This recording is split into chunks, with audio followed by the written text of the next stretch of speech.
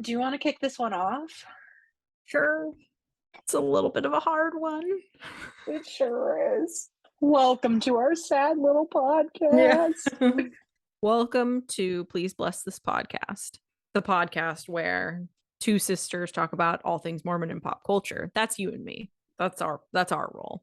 And sometimes we talk about just the saddest, most rotten, disgusting tale you've ever heard. This week we're talking about the new Netflix docuseries, Sins of Our Mother. Is that the name of it? I can't even Yes. remember. I blocked it out to protect myself from the sadness. Goodness gracious, was this a brutal watch. Yeah. So, Sins of Our Mother just came out in September 2022. It's the story of Lori Vallow and Chad Daybell and the murder of Lori Vallow's two children, JJ and Tylee. Mm-hmm. And it's horrific. Yeah. And there are more murders than just theirs, but Yes. theirs are the saddest because they were her children. I know a lot of our listeners are very aware of this and have probably watched it because it's made a real splash, especially in the ex-Mormon community, because Lori Vallow and Chad Daybell are Mormons. Mm-hmm. And my understanding is that they've been excommunicated.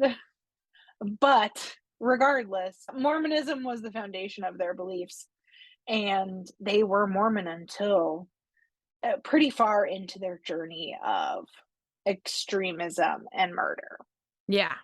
So this is a Mormon documentary. This is a Mormon story. Yes. So a little bit of background on the docuseries. The director of Sins of Our Mother is the same woman who directed Abducted in Plain Sight, Yes. which is another documentary about a Mormon family and a true crime. Yeah. And we will probably have to do an episode on that one day because it's another nutso story. Also in Idaho. Yeah, Idaho Mormons. Yeah, Mm-hmm. a special breed, I think. If you haven't seen Abducted in Plain Sight, definitely give that one a watch. That is a bizarro tale. It came out, I think, in the early days of COVID, and I feel like everybody watched it. Yes. The director was interviewed and asked, this is your second documentary focusing on Mormons in Idaho. And she's like, yeah, I'm fascinated that this not super populous state that has this kind of friendly veneer is the site of some real horrors. Mm-hmm. And yeah, true enough. Yeah, though I think more and more lately people see Idaho as fringe, a lot of fringe conservatives, white supremacist, neo-Nazi. It's kind of a weird place. Mm-hmm. Yes, it's true. So another thing I read from the director, she was asked to talk about the timing of the documentary because the story is still happening, right? The trial of Lori and Chad has not happened yet. Mm-hmm. And the director said that initially the plan was to time the filming of the documentary with the trial. So the trial would be sort of the thing that moves the story along. But then the trial kept getting pushed back. And so they eventually abandoned that. And she said she decided her sort of real interest was on telling the story through Colby and getting Colby's perspective as a member of this family who wasn't involved in these extremist beliefs and was living out of state and kind of distant from his siblings at the time of their disappearance, but is also still their brother and her son, and what it would be like to see this all unfolding in your own family. As someone who seems very much like a normal, level-headed man without any serious religious dogma, other than, the little bit that he shows at certain points. I think he uses that as a way to communicate with his mom. Sure. It's not necessarily because he feels that way. It's hard to know. I think he's speaking her language a little bit. Sure, the documentary doesn't get a ton into what Colby really believes and values about his faith. But unfortunately, in September of 2022, Colby was arrested for rape. Yeah. Of his estranged wife, Kelsey. Mm-hmm. And charges have been dropped for now. They were dropped without prejudice, so they can be refiled. Mm-hmm. It's just a lot. It's a mess. It's a mess. So I feel like my head was spinning the whole time I was watching this. Mm-hmm. There's just a lot of moving parts, a lot of people, a lot of weird beliefs, a lot of death and lies and craziness. But what was kind of missing for me was a real deep dive into the beliefs and where they come from and sort of the structures that hold them up. And so that's what I kind of want to talk a little bit more about here. Yeah, easily done. I think as soon as you start the documentary, there are red flags everywhere. Mm-hmm. And maybe that's just coming from someone who was also Mormon and kind of like speaking that language. But you hear Lori Vallow's parents use language that's like really like sort of big, inflammatory, Mm-hmm. she's possessed by the devil or whatever, like the kind of language they use. It's like, it's no wonder that she turned to extremist belief. It seemed, was already surrounded by it. Because even in our Yes. family, like nobody spoke that way. Nobody talked about No. people being held captive by the devil. I mean, that wasn't like what our belief was when people like fell away from the church or, Right. that's not how we were raised. That is like, that's pretty extreme. Yeah, I'm with you. There were red flags for me the minute her parents started talking. Mm-hmm. And her dad is only, this is Lori Vallow's parents, by the way. And Lori Vallow's dad is only in just a few minutes of the documentary towards the beginning. Mm-hmm. But he's talking about Lori Vallow as a child and saying she was so spiritual and like he would be teaching her spiritual things and she would start to weep, which made me uncomfortable. Yeah. Because what was that exchange? Right. And then how she came home one day and was like, our dad is a spiritual giant. And he's telling these stories like they're cute and wholesome and sweet and evidence of her being a good person rather than evidence of some like distress. Right. And Yeah. I have recognized that throughout my life in Mormonism, the adults around you interpreting like really troubling, obsessive, religious, strange behavior as like cute, Yeah. obedient, good spiritual Righteous. behavior. Right. Yes. One thing that we discovered in our research for this episode, so Leah Sotil wrote a book about the Lori Vallow and Chad Daybell case. The book is called When the Moon Turns to Blood. And she was not a part of the documentary. So she's done some interviews and posted on Twitter about things that are missing from Mm-hmm. the documentary that she got into in her research for her book. Yeah. And one thing she talks about is Lori Vallow's father, who apparently is like an extreme anti-government dude Yes. and like a tax evader Mm-hmm. and just has these really strong opinions about religion over the state, right? Right. It's giving under the banner of heaven. Right? Yeah. It's giving like early days Jan Lafferty. Anyway, and that is absent from the documentary, but it makes a big difference to For know sure. that Lori Vallow was raised in a household that was already an extremist version of Mormon belief. So is it any wonder that those beliefs continued on an extreme path? Right. I was also troubled by her mom's kind of denial and trying to gloss over things. Like, even after learning that, yes, her grandchildren were murdered and yes, her daughter was involved, she's like, we used to have such a beautiful little family. I know. And it was like, no, you didn't. She was off. So she failed to mention the existence of one of her children when she's Mhm, naming off her children, which is bizarre. She mhm, says she has 4 kids. She had 5. She didn't lose this child as a child. They lived into their 30s. So it's a little bit mhm. strange that she just did not mention them. That's number one. Number two, to say things like, to look back, everything was normal. So this is after your son has killed several people Multiple that people, you know of, yes. and your daughter also was a part of that. And they like colluded together to kill people. We don't know exactly what the deal was, but they Mhm. killed people. I'm sorry. You don't see anything. You can't look back Right. and recall any red flags. Like, you're delusional. This is also after, remember that one of Lori Vallow's earlier husbands had sexually abused their children and abused her. Right. This was not like a picture perfect situation. No. So there is a certain amount of like delusion and masking reality going on that comes across immediately. Yes. What were some other sort of moments in the documentary standing out to you?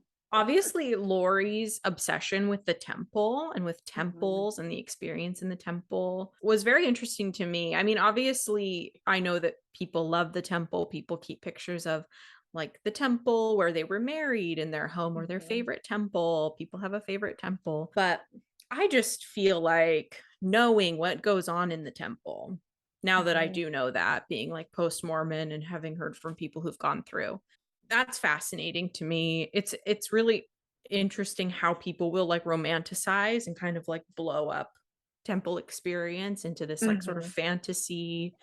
And it seems like you must have to, because you're doing kind of the same thing every time you go. It's not Disneyland. It's not even like going to church You're where doing the you same thing every time you go, and that same thing you're doing is pretty weird. yeah, very weird. And if Yeah. not weird, if you've been doing it for 40 years, it's very boring and you might be like falling asleep. Uh-huh. So for people to be quote unquote like obsessed with the temple, like that Mhm. requires some like level of, I don't know, psychosis. Like, are you okay? You know? So that Yeah. immediately to me is like big red flag. The obsession with the temple is so interesting. So, like you said, she had all these pictures up in her house of the temple, and Colby calls that out as idolatry. Yeah. When I was, I think, a teenager, maybe I was in my early 20s, there was a general conference talk where we were instructed to keep a picture of the temple in our home. And I believe the instruction was to keep one in every room of your home. Whoa. So it's like the temple needs to be in your face at all times. Mm, And that wasn't an extremist thing to do. That was a mainstream mm, instruction to members of the church. yeah. So there is this sense that like you want to be constantly sort of fixated on the temple and all the things you need to do in order to be worthy to go there. Also, as someone who did go through the temple and receive my endowment and remained a member of the church afterwards for years, and so went to the temple a number of times, but always was sort of like on a spectrum of like, what is this? I don't know what to make of this, to like, this is so fucking weird and I want to get out of here. I was Yeah. always somewhere in there. Right. And so, even at its best for me, when I was just like, I'm not sure what to make of this, there was still this sense that like other people around me were having some kind of experience with it that was doing something for them, like bringing them peace, teaching them something, like leveling up their relationship with God somehow.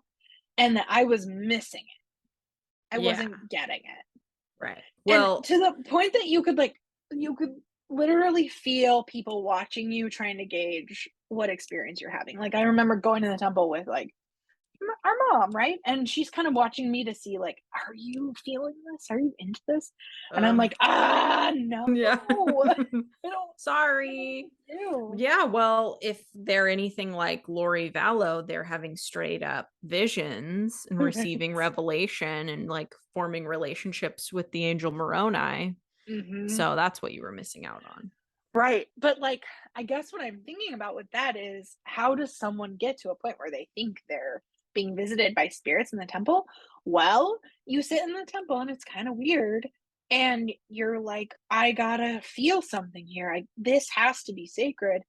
And your mind just creates, it Mm, just creates. So, yeah, yeah, she talked about like having visitations from angels in the temple. And then she started having them at home. right. And it's like, "Oh, shoot, the delusion extended outside the walls of the temple, and it's happening more and more, Hmm. and the more it happens, the more you believe that it Yeah. happened." I really wonder what the order of operations was there, what the timeline was. Did she, like, let's say she really is a traumatized, like a religiously traumatized person, Mm-hmm.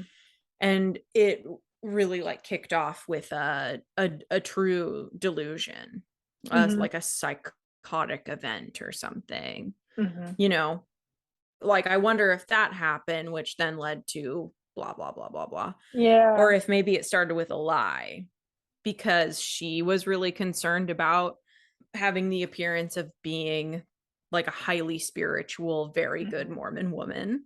Maybe she felt like saying such a thing as, I've been having visions, I've been receiving revelation. Maybe she thought that that was a good thing. Generally, not a good idea in the church. It's not going to be quite the look you But think you're in going some for. circles, and Yeah. she found those circles, Yeah. in some circles, that gives you some real cachet to be able to say that. Yeah. Yeah. I mean, And she maybe found she this. said Yeah. it enough that she believed it. Right. And I wonder the same thing with Chad. Chad Daybell being the other player in this, he having had a near death experience on his mission where he saw Jesus.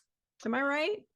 Not exactly. Not exactly. Close. Okay. So I listened to the podcast, the Feel the Fire episode, which was Lori Vallow's podcast. I listened Mhm. to the episode where she and Melanie Gibb interviewed Chad Daybell.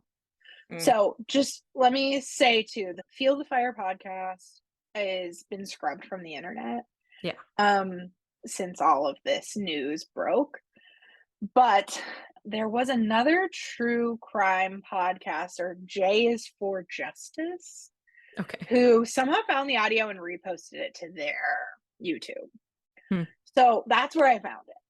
And I listened to the audio, and it seems like the structure of the podcast was, let's bring people on and they'll talk about their experiences with visions and angels and revelation and how it made them feel Hmm.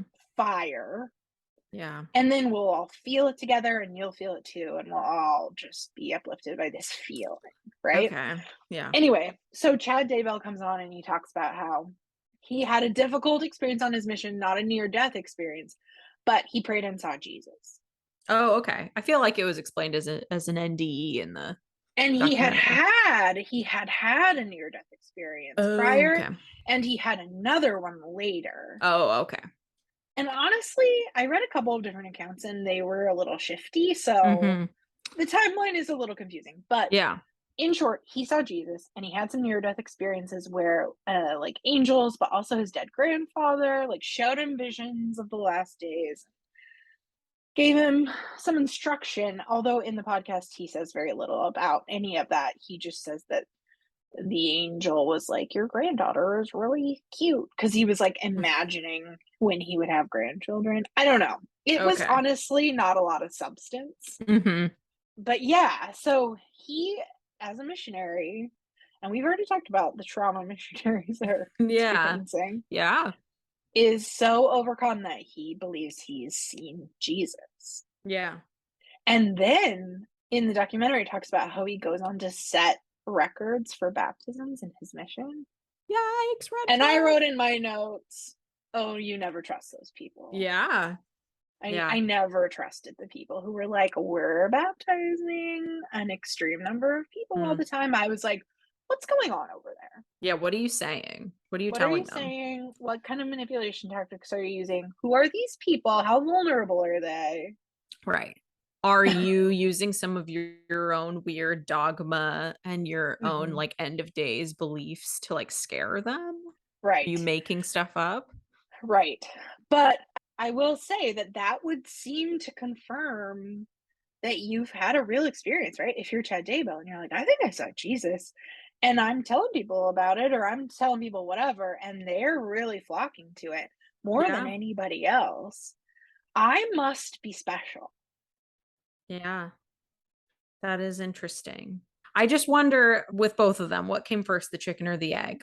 Is it straight up religious delusion Mhm. based on trauma, or did it start off with a lie? Is I it more just like wonder. narcissism? And Uh, this is an outlet for Right, me, because like let's right? think about Joseph Smith. Mhm. Do we think that he had religious delusions or do we think he was a liar? Mhm.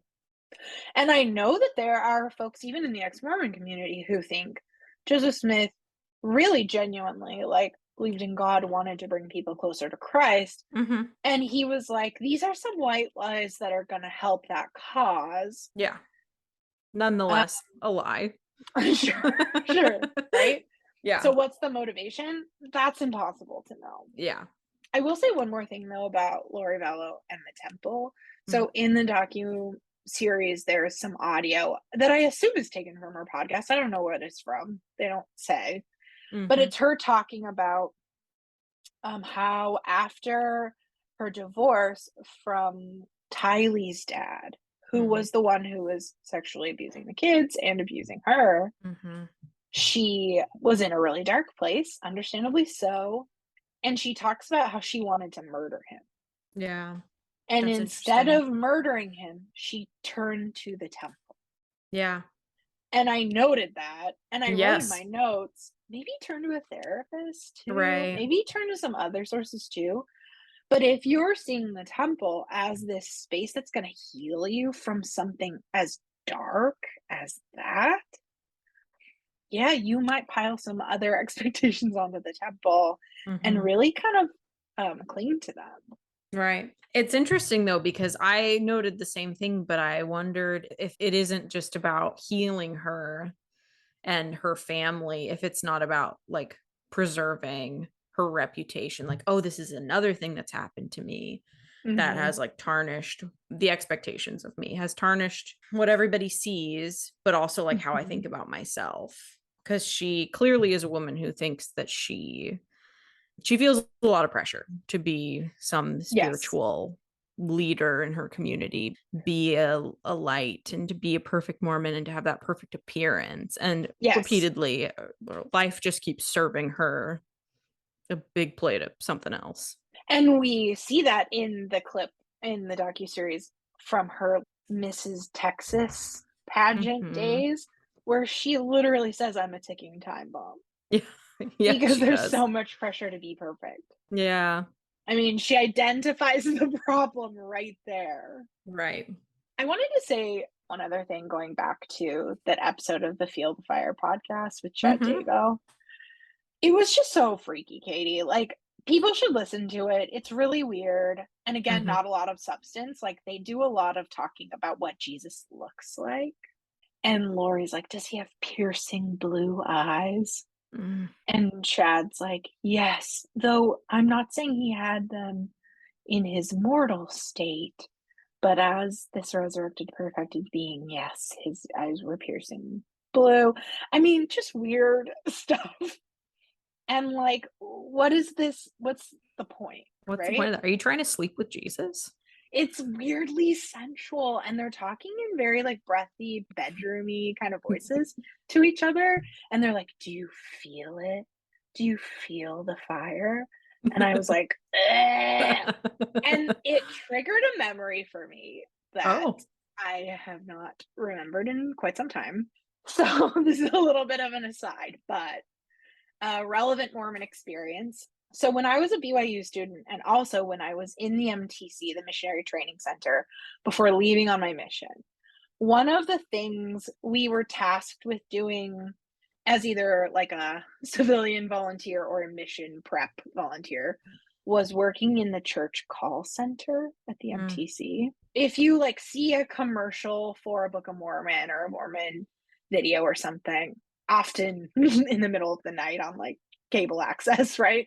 Or if you get a pass along card or something and you call in, this is who you're calling. Mm. And it is a lot of like young teenage, early 20 something Mormon kids fielding those calls. And there's all these scripts you're following, you know, if they say this, you ask this. And your goal is not only to get them the thing that they want, but to have missionaries deliver it so that they Mm. can be taught and to give them this really positive experience with the church so that they want to know more. Mm. And so I spent hours of my life in that call center, and I had fully blocked it out because it was horrible and a lot of really bizarre things happened. Mm. And one bizarre thing that happened a number of times is that creepy men would call until a woman picked up. Mm.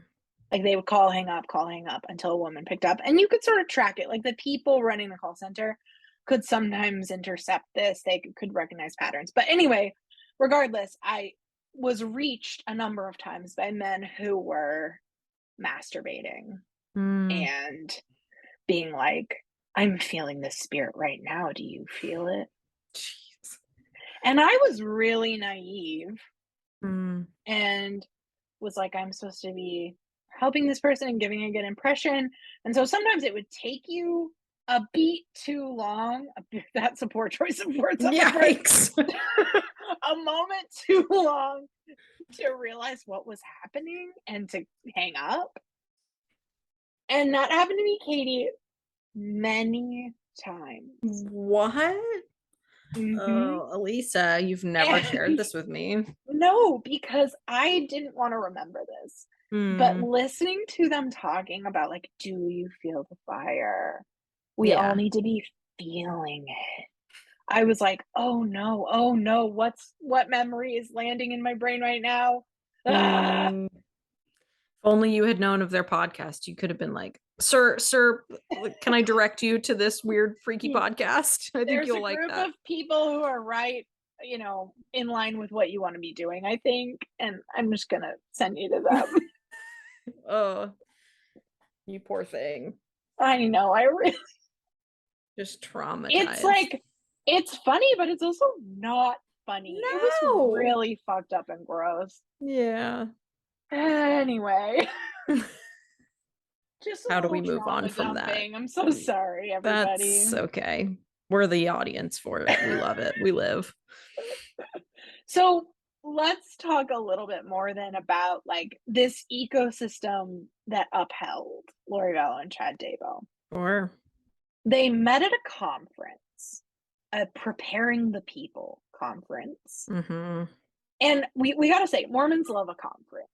Yes. If you don't know this, Mormons love a conference. They love a There's speaker. Oh, yeah.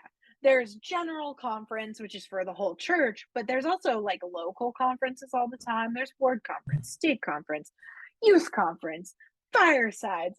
There's again on a church scale, there's women's conference and Mm. education week. And then there's also these like third party Mormon adjacent groups that are hosting conferences that aren't exactly church sponsored, but also only church members go to them and they are essentially church sponsored. And I'm thinking like Time Out for Women. Mm. Yeah. So, of course, Mormons are going to conferences about preparing for the last days. Honestly, other than the like creepy, murderous, extreme, like evil preppers, it sounds kind of fun. I'd be curious, I'm very curious. So, Preparing the People is an organization that hosts these conferences, but also hosts a bunch of podcasts, including Lori's podcast, Feel the Fire. And they've pulled all their podcasts since this happened because they're so intimately tied to Lori and Chad. Chad was a featured speaker at tons of these conferences. Mm-hmm. And that's how Lori and Chad met, was at a Yeah. Preparing the People conference. Mm. And he was the speaker. And they showed like a little clip of him speaking. Yeah. It was so boring. Kind of a dud. I don't really understand the appeal. I was like, how is this like so magnetic to these Yeah. people that they're willing to like murder for it? I don't Yeah. know. I was not impressed. No. Another thing that supports this whole subculture is something called a vow, Mm. another voice of warning. And it's this discussion board still up and running. And it's a place for LDS folks to come and discuss their kind of like pet gospel topics Mm-hmm. and theories about the last days and whatever. And Yeah. you pay a monthly subscription, not super cheap either, to be a part of this discussion.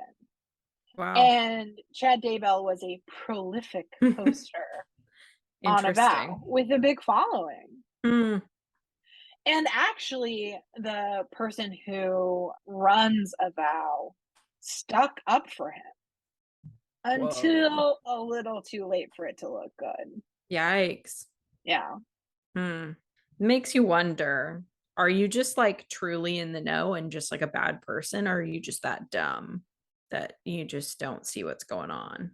I mean, when you've upheld someone as this visionary leader, you really hope you're not as wrong as these people turned out to be. And Yeah. so maybe you're not willing to look at it closely. Yeah, it makes you wonder. There was another woman, especially early on in the documentary, who was interviewed who is runs in the same circles. I wish I could remember her name. Julie Rowe. That's Julie Rowe. Okay. And she talks about how she's a seer or Mhm. whatever, and she has revelations and visions and whatnot. And it's just like, I don't know. They really roped you into like coming on here. Like, are you okay? Is anybody up there? Like, Right. Because you're you're not going to really come out of this smelling like a rose. no. And she's like, Um, Chad was on the dark side. I'm on the light side. It's like, do you think yeah, you're in a video game? yeah. You know, She's also been excommunicated, but that's good. she and Chad both write these books, and I believe Chad's all purport to be fictional, Hmm. and they're like fictional books about the last days, but he's like on the side, like, oh no, actually, these are visions and revelations. And as far as I know, his books were sold in church bookstores. Yes, they were in Deseret Book. Obviously, not anymore, No. but he was given a platform for Yeah, that's sure. major. There's this other book that I saw coming up a lot in these discussions. It's called Visions of Glory. And Mm-hmm. it's a book that's been out for a while. And it is like a near death experience vision situation with like revelations for the last days, as dictated to this LDS man who wrote the book Okay. and doesn't claim to be the person who had the visions. That person is Mm, anonymous. mm, And there have apparently been like thousands upon thousands upon thousands of LDS folks who've read and raved about this book to the point that Fair Mormon, which is a Mormon apologist site, has spent a lot of time kind of warning about it. wow. Like, let's be careful here, folks. Let's not go too far down these rabbit holes. That's interesting. I wonder if we should read it. I wonder if there's a way we can read it without supporting the author. Yeah. Anybody, if you got Um, the PDF. yeah, that'd be awesome. I'd love to get my hands on it and just give it a look. The author's wife, I read an interview with her, and he's since passed away, but has been criticized for contributing to a community that has clearly gone to some extremely negative lengths. And she was just like, my husband was an active member of the church every day of his life. He Mm, died in good standing. Like, don't drag him through the mud. So there are folks within this community who are still like LDS and kicking around in the church, mm. but are tangentially tied to these kinds of ideas. Yeah.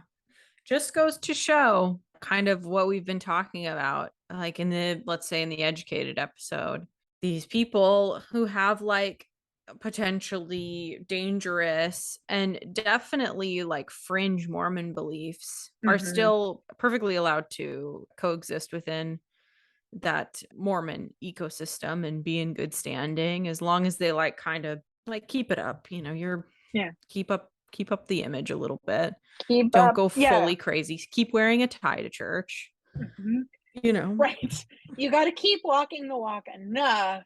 And on the side, whatever, publish your wacko books Yeah, yeah, yeah. that stir people up into a frenzy. Right. One other thing Leah Sotil said about all this, and she wrote When the Moon Turns to Blood, but she's also written a lot about the Bundys Yes. and their anti-government stand, their like last day prepper survivalist stuff. And she's like trying to, through her research in journalism, understand the through line in these Mm-hmm. movements and how they connect to Mormonism. Anyway, so I'm interested in reading more of her stuff. And she has a whole podcast series on the Bundys that I think we should listen to. For sure. So one thing she calls out that is so simple and elegant and true is like, well, of course, Mormons are obsessed with the last days. The name of their church is the Church of Jesus Christ of Latter-day Saints. Yeah. And I was just like, yes, Yeah. yes, that, of course, Chad Daybell and Lori Vallow are Mormons, because Mormons are obsessed with this and have been from the beginning. And like, to be fair, Christianity has always been obsessed with the second coming of Christ, the apocalypse, these last days predictions. I mean, even in the New Testament, Christians were like, it's any day now, it's any minute now, it's coming, it's coming, it's coming. Yeah. It's always been this way. But yeah, Mormons put it in their name. Our existence is proof that the end times are beginning. Yes, exactly. So one thing I wanted to look up before we get into some more about Lori and Chad's beliefs, what do Mormons believe about the last days? And, you know, we could look at the Doctrine and Covenants, we could look wherever, but just to keep it short and snappy, I looked in Mormon doctrine.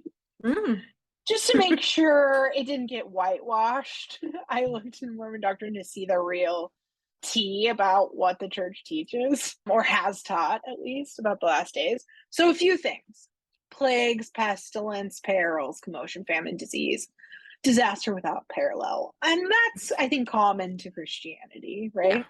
Yeah. Floods, storms, fires, earthquakes, evil, iniquity, crime, murder, etc., etc. The sun will be darkened, the moon turned to blood, stars fall from heaven. But then the Mormons kick it up a notch. We say that Christ will come to the temple erected in Jackson County, Missouri, prior to his full-blown second coming to the whole world. He's going to come to the temple in Missouri. Right. And there's going to be a rave. Yes. And I was like, wait, do we even have a temple in Jackson County, Missouri? And we do. The Kansas City, Missouri temple is in Jackson County. So the church has that base covered. Okay. What's the capacity? I know, right? And then also, we talked a little bit in our South Park episode about Adam on Diamond in Missouri. Yep, he's coming at him on Diamond. And he's going to meet with the righteous members of the church there. And he's going to receive back the keys of the priesthood that he's been lending out to people. Yeah. I guess. People are just going to cough it up. Okay. I guess. And then the New Jerusalem will exist. And I think the church used to teach that it would be in Missouri, but Chad and Lori think it's in Rexburg, Idaho. Natch. Yeah. Yeah, that makes a lot of sense. Yeah. And then one other thing that's interesting, Joseph Smith apparently had a revelation about the second coming that Wilford Woodruff then interpreted into a prediction about what generation will see the second coming. Okay. And hold on to your hats. Uh-oh. But the way that Bruce R. McConkie interprets it in Mormon doctrine is that the generation that will see the second coming is folks born in the 1920s. So our grandparents. And he says, it's very conceivable that this generation will live beyond the year 2000, and that beyond the year 2000, we will see the second coming of Jesus Christ. This is Mormon doctrine. These are revelations and interpretations from the prophets. And I gotta say, time's ticking there. Our grandparents have passed away. A lot of people in their generation have passed away. It's happening any day now. Or I mean, people who were born in the 20s, they usually aren't living. Yeah. It's a rare few folks left. Yeah, it's a wrap on those guys. I know one person in my life over the age of 100. She's about all they got left. Yeah. Can't say I do. So I'm not sure.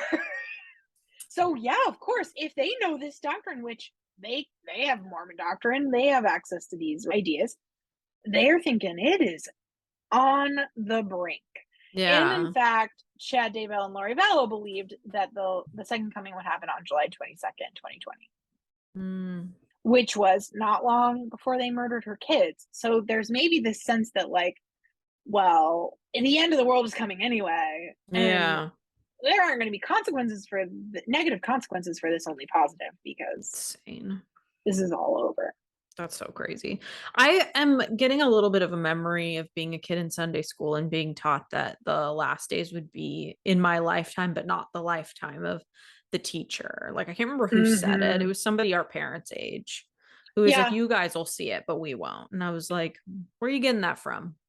I heard things like that, and I knew of people who said, in my patriarchal blessing, it tells me I'll be alive at the second coming. Mm, That was a thing people talked about. interesting. So, for the Mormons, it is coming right up. That was always a big issue for me. I was like, I don't want to be around for that. Yeah, it sounds kind of scary. Sounds it sounds like the scariest thing ever. I don't want to have anything to do with that. Yes. So then, starting with that as your baseline belief about the last days, and coming with your own extreme ideas, your own sense of yourself as someone who can receive revelation and visions, and your own trauma, and your own like overinflated sense of yourself. Oh my gosh, what a recipe for creating some batshit ideas, Yeah. which they did. Yeah, they took it and ran with it. I really I'm feeling a little bit inspired by it, honestly. I wish that people would take a little bit of a more fun approach. You know, it's like the Mormons already, they're like, we're going to go to Missouri. And it's like, that's not great. Like, it would be better if it was like California or, you know, whatever, like basically anywhere else.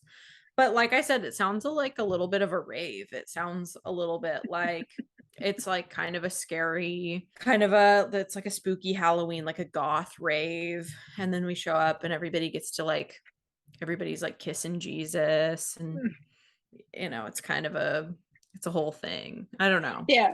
Could we have fun with it instead of being like creepo murderers, please? And like watching everybody else like burn. Yikes. Not interested. So I found a great article that summarized some of Lori Vallow's beliefs that didn't get brought up in the docuseries. Ooh. They pulled from the divorce documents that Charles filed. Charles is Lori Vallow's ex-husband who was murdered. Yes. And before he was murdered, he filed for divorce. And the reason he filed for divorce, he claimed that she had lost her mind. Yes. And here's some of the evidence he provided. She believes she's sealed to Moroni, the Book of Mormon prophet, who is not alive. She has lived numerous lives on numerous planets. She believes she was Mary French, Joseph Smith's grandmother, in a previous life. That's the first time I've been able to read that line without laughing. I'm really proud of myself. That is such a strange, like, why? Right. Why? So specific, so weird. Yeah. She believes she is a translated being who cannot taste death. So Mormons believe in resurrection, right? Everyone will be resurrected. But they also believe in translation, which is like there are these like periods of time at which mass resurrections will happen, like at the second coming of Christ, at the end of the millennium, right? There will be these resurrections. But at other times, there are these translations. And what you're taught is that in the twinkling of an eye, a mortal being is transformed into an immortal being. So let's say you're alive on the earth. That's the second coming of Christ. You're a mortal person alive on the earth. And the resurrection happens where all these dead people are resurrected. So, but you're not dead. So instead you're translated in the twinkling of an eye. Right? So she believes that has happened to her. That's kind of fun. Yeah. I can understand why you'd say that. Testable theory. Sure. Something that can be disproven pretty easily. Yeah, I mean, we'll see. We'll see. She believes that she's sent by God to lead the 144,000 into the millennium, which is like a Book of Revelations thing. Right. She's meant to gather the New Jerusalem to Rexburg, Idaho. And he said in the divorce filings that she told him if he got in her way of doing any of this, she would murder him. And she did. Yes. So that's one little tidbit I found about her beliefs. Another thing I found is some reporting about the 7 missions that Chad and Lori agreed to complete together. Okay. It was like a thing they had written out. Like, these are the 7 things that we as a couple are going to do. Number 1, translate ancient records, probably the sealed portion of the Book of Mormon. Interesting. Okay. Write a book about that translation for some reason. Yeah, we looked in a hat. Yeah, right? Chad just loves writing books, so I guess we'll write a book. Yeah. They're gonna identify locations for white camps, which are like tent cities. Okay, not a great name. I agree. I agree. They're like tent cities that this group thinks will spring up at the last days, where people will like gather to strengthen numbers, right? As the world So burns. it's like Burning Man further proving this is just a rave situation. The end of days. Yes. It's Burning Man. It's a rave. Okay. It's coming together. Okay. Yes. They will be a part of the presidency of the Church of the Firstborn, which is a phrase, a concept in Mormon doctrine.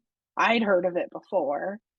And it's essentially like what the Church of Jesus Christ of Latter-day Saints will become in its like eternal state. So like after Christ comes again and after judgment happens, I guess, and we know who the celestial beings are, who the terrestrial, who the telestial. The celestial folks are the Church of the Firstborn. Okay. That's kind of a badass name, honestly. Yeah. Like, that's kind of metal. Yes. There are a number of like offshoot Mormon sects that call themselves that, apparently. I learned. Of course there are. But Chad Daybell thinks he's gonna run it. Yeah, naturally. He's so charismatic. I mean, whatever. People love him. I don't understand. Weird. It's weird. A few more of their missions, kind of utilitarian. They're going to establish food distribution at the last days as everything is in chaos. They're going to provide supplies to righteous families, but not unrighteous families, apparently. No. And then they're going to ordain individuals to translation. So they're going to officiate in a ritual that will make select people immortal. Okay. So apparently it doesn't happen in the twinkling of an eye. It happens through a ritual led by Chad Daybell and Lord Vallow. Sure. And they're going to say it in their sauciest voices. So a lot of weird stuff. And that doesn't even get into like the dark spirit, light spirit, zombie stuff that was coming up in the documentary. Right. For whatever reason, people trust Chad to be the ultimate judge of people's lightness and darkness. And apparently these poor innocent children were so dark that they felt they needed to die in order to be saved. Well, they felt they already were dead. Yeah. And their spirits were like possessed by zombies.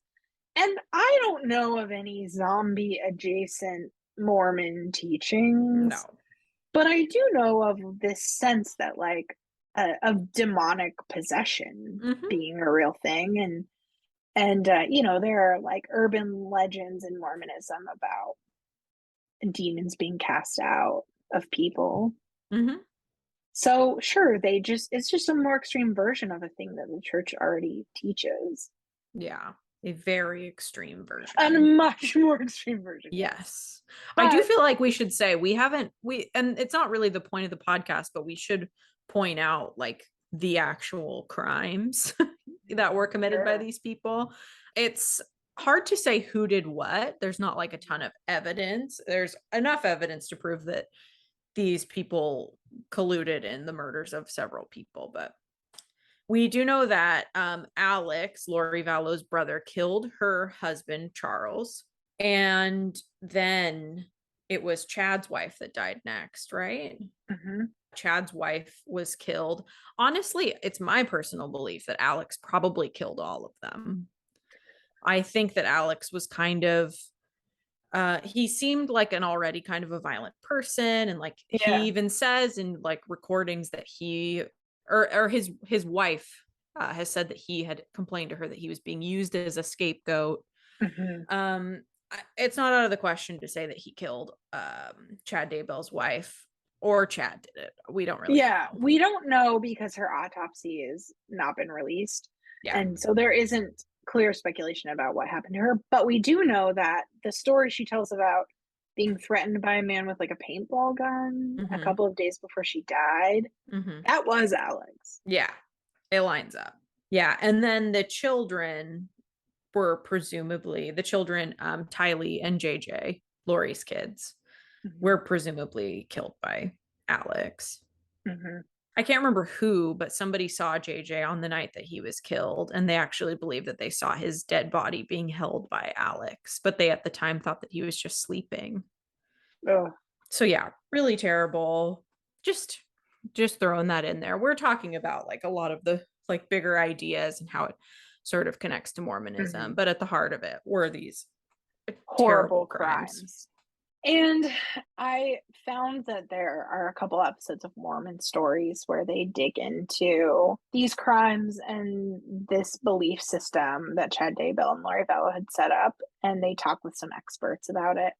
And one of the experts that they interview, one thing she called out that I thought was really sort of powerful, she talked about how, Tylee was a baptized member of the LDS church.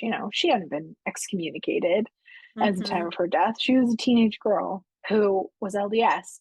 And the person in Mormon stories talked about how, when Elizabeth Smart was missing, the church was so involved in the messaging around, like, we have to find this poor girl, this poor victim. But they did not do that with Tylee. Mm. There weren't like press conferences on Temple Square where Mm. people were like, let's find Tylee, right?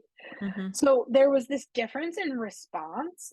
And her sort of claim is that this is evidence of the church caring more about its image and about distancing itself from someone like Chad Devo, who Mhm. they once supported and Mhm. have since, or rescinded that support. And this poor girl Tylee is just getting caught up in that, even though she is just a young LDS girl. Yeah. Anyway, I don't have anything to add to that. It just really struck me when I was listening to that Mormon Stories podcast, Yeah. how this is such a Mormon story, but the church doesn't want it to be, and wants you to think like, oh well, we excommunicated them, so it doesn't matter anymore. Yeah. Right. It makes me think too of, I'll say one last thing about that. There's a great TikToker on Xmo TikTok, at Blacksmo, and Mhm. he just recently posted a TikTok where he talks about this same kind of idea, and he talks about the church wanting to distance itself from the people they created. Mm. Yeah, And that's I was exactly like, right. yes, that is Right. it. The church creates Chad Daybells and then is like, no, no, no, no, no, we wash our hands of this. Right. You can disavow them, but it doesn't change the fact that you created them. Mhm. Mm. And on Dark that stuff. note, On that note, I know what a departure from our South Park episode. Woo. yeah, this was a bummer. Honestly, I didn't love the docuseries. Mm-mm. I felt like it seemed rushed. It seemed Hmm. like it had some holes, which we found out there were quite a few. Yes. It felt like odd timing given the fact that the trial hasn't happened yet, and Hmm. because there is so much content out there already about Chad Daybell and Lori Vallow. I don't know. Hmm. Yeah, there's a lot. It's quite saturated. And I don't know, maybe somebody was just on a deadline. But yeah, I was missing all of those interesting and really pertinent facts about like the religion, the connections. Yeah. It It didn't, like, was really dig in ways that I kind of expected it to. And then if, like the director said, one of the goals was to really elevate Colby's perspective, I don't know. Colby is his own sort of figure that I'm not sure what to do with, so it wasn't, like, the most satisfying angle. right. I don't know why we should, as the audience, or why, as a documentarian, you would put any like trust in any of those people. Like, you can't Mhm, just solely rely on the opinion of one person who's fully involved to mhm, like dictate the perception of the whole thing. Like, mhm, he might be an okay guy, maybe, but sounds like maybe not. mhm. um but it doesn't mean he's like has all the facts or like understands what's going on even. I mean, he's got to be a heavily traumatized person. Yes. Like, let's talk to some experts. Let's, you Right. know, and maybe There not was like a people who are tiny like, bit of that, yeah, but not enough. and not like Chad Daybell adjacent Right. Not Julie Rowe. experts. Right. Yeah, there was like a psychologist they brought in, but he was on there for moments. Yeah. There was a journalist, but he wasn't really asked to like extrapolate a whole lot. I don't know. It just felt thin. Mm-hmm.